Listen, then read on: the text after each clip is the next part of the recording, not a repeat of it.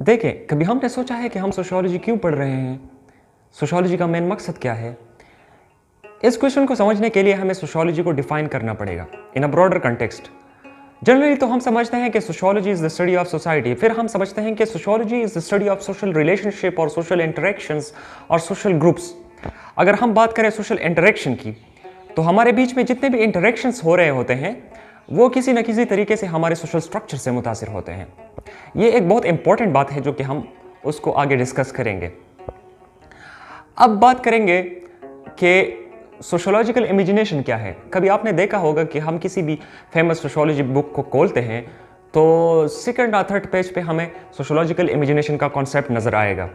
Sociological imagination C Wright Mill का एक important concept है। It's a wonderful contribution of C Wright Mill, और ये किताब sociological imagination C Wright Mill ने 1959 में पब्लिश की थी। C Wright Mill was born in Texas in 1916, और सी राइट मिल का जो सोशियोलॉजिकल इमेजिनेशन है इसको समझना बहुत ज़्यादा ज़रूरी है, क्योंकि it's a core concept in the sociology, क्योंकि it's a primary concept in the sociology, और इसके बगैर सोशियोलॉजी को अंडरस्टैंड करना मुश्किल है। अब बात करते हैं सोशियोलॉजिकल इमेजिनेशन की। तो सी राइट मिल के मुताबिक सोशियोलॉजिकल इमेजिनेशन जो है, it's the vivid awareness of the relationship between the experiences of an individual and wider society और सोशल कॉन्टेक्स्ट। सी राइट मिल के मुताबिक neither the life of an individual nor the history of society can be understood without understanding both. अब बात करते हैं sociological imagination की। देखिए, हमारे लाइफ में कुछ इवेंट्स आते हैं, और वो इवेंट्स जो है जैसे कि मैरिज हो गया, जैसे कि डाइवोर्स हो गया, तो उसमें से ज़रूर हमारे कुछ पर्सनल चॉइसेस होते हैं, कुछ पर्सनल डिसीजंस होते हैं, जिसको सी राइट मिल नाम देता है बायोग्राफी का। लेकिन वो किसी न किसी तरीके से हमारे सोशल स्ट्रक्चर से मुतासिर होते हैं, और हमारी हिस्ट्री में, रिवायात में वो आते रहे हैं कुछ ना कुछ मॉडिफिकेशंस के साथ। इसलिए सी राइट मिल जो है वो 3 कंपोनेंट्स बताते हैं सोशियोलॉजिकल इमेजिनेशन का, और वो 3 कंपोनेंट्स जो है वो हमारे पास है बायोग्राफी, हिस्ट्री, और इसके साथ जो है सोशल स्ट्रक्चर है। बायोग्राफी क्या है? बायोग्राफी जो है हमारे पर्सनल डिसीजंस हैं, हमारा बिहेवियर है, हमारा पर्सनल चॉइस है, और ये किस से इन्फ्लुएंस होता है? ये इस सोशल स्ट्रक्चर से इन्फ्लुएंस होता है। ये सोशल स्ट्रक्चर हमारे चॉइसेस, हमारे पर्सनल डिसीजन को और इवन हमारे बिहेवियर को रेगुलेट करता है, कंट्रोल करता है। अब जब हम हिस्ट्री की बात करते हैं तो हिस्ट्री, जिस माशरे में हम रहते हैं उस पर्टिकुलर कंटेक्स्ट की हिस्ट्री क्या है, और कैसे जो इवेंट्स उसमें मौजूद हैं और हम उसको फेस करते हैं, उसका हिस्ट्री में क्या स्टेटस है, और वो कैसे मॉडिफाई और इवॉल्व हुए हैं और हमारे पास आए हैं। तो ये सारा कुछ जो है, जो बायोग्राफी है, हिस्ट्री है, स्ट्रक्चर है, ये आपस में जुड़े हुए हैं, इंटरकनेक्टेड हैं।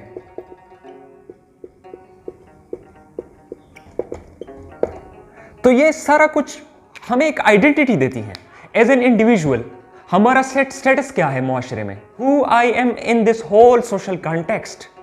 अब हमारे जहन में एक सवाल आता है कि सोशियोलॉजिस्ट सोसाइटी को कैसे स्टडी करते हैं। सी राइट मिल का अब सी राइट मिल कहता है कि हमारे पास 2 चीजें हैं। एक हमारा पर्सनल ट्रबल है जो कि हमारे पर्सनल चॉइसेस से रिलेटेड है, जो कि हमारी पर्सनालिटी से रिलेटेड है। दूसरा जो है हमारे पास सोशल इश्यूज हैं।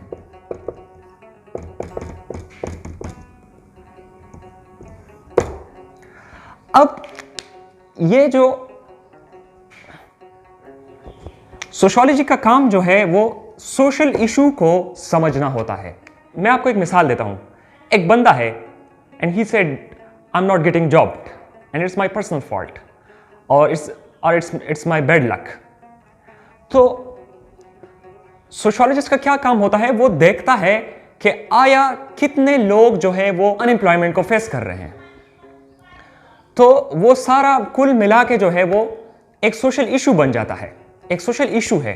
तो जो सोशल इश्यूज होते हैं वो स्ट्रक्चरल प्रॉब्लम होता है, ये स्ट्रक्चरल प्रॉब्लम होता है। So that's why social issues जो है वो अराइज होते हैं। It's not a personal trouble but it's a social issue, because unemployment बहुत ज़्यादा बढ़ गई है, बहुत सारे लोग जो है वो अनएम्प्लॉयमेंट को फेस कर रहे हैं, so that is why it's a social issue. ये हमारा जो है वो इस बायोग्राफी का सोसाइटल कंटेक्स्ट से रिलेशन है। जितने भी इवेंट्स हमारी लाइफ में आते हैं तो उसके पीछे कुछ ना कुछ हिडन मीनिंग्स होते हैं, उसके पीछे कुछ फोर्सेस होते हैं, और उस फोर्सेस को हम एज अ सोशियोलॉजिस्ट देखते हैं कि वो इवेंट्स कैसे इन्फ्लुएंस होते हैं from that particular societal context, from that particular social structure. So इसके साथ मुझे एक बहुत ही अच्छा कॉन्सेप्ट इमाइल डरहाइम का, जो एक फेमस सोशियोलॉजिस्ट है, वो मेरे जहन में आया है, जिसको हम बोलते हैं सोशल फैक्ट्स। अब सोशल फैक्ट्स क्या है? Social facts are the social forces that regulate the behaviour of an individual. लोग जो है वो मुआशरे में रहते हैं और उसका बिहेवियर जो है वो रेगुलेट होता है सोशल स्ट्रक्चर से। तो जनाब सी राइट मिल जो है, he stresses to be able to connect the social experiences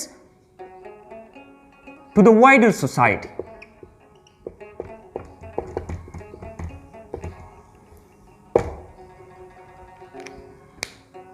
कि इस वाइडर सोसाइटी के लेंस में हम अपने सोशल एक्सपीरियंसेस को देख लें। अब जनरली अगर हम बात करें, जॉर्ज सिमल एक फेमस सोशियोलॉजिस्ट है, उसका जो कॉन्सेप्ट है इमरजेंटिज्म, उसमें जब हम देखते हैं कि जो हमारे इंटरेक्शंस हैं वो सोशल स्ट्रक्चर को डेवलप करता है, और ऐसे ये सोशल स्ट्रक्चर पर अगर हम देखते हैं तो हमारा सोशल स्ट्रक्चर जो है वो रिवर्स में इस इंटरेक्शन को रेगुलेट करता है। तो ये एक साइकिल है ऐसे। तो ये साइकिल, इस साइकिल को समझना इंतहाई ज़रूरी है सोशियोलॉजिस्ट के लिए, कि वो समझे कि कैसे सोशल स्ट्रक्चर वजूद में आया है, और फिर ये सोशल स्ट्रक्चर जो है कैसे हमारे इंटरेक्शंस को रेगुलेट करता है। So these kind of things are very important for sociologist to understand. I hope you like my video. Please subscribe and share my video as well. Thank you.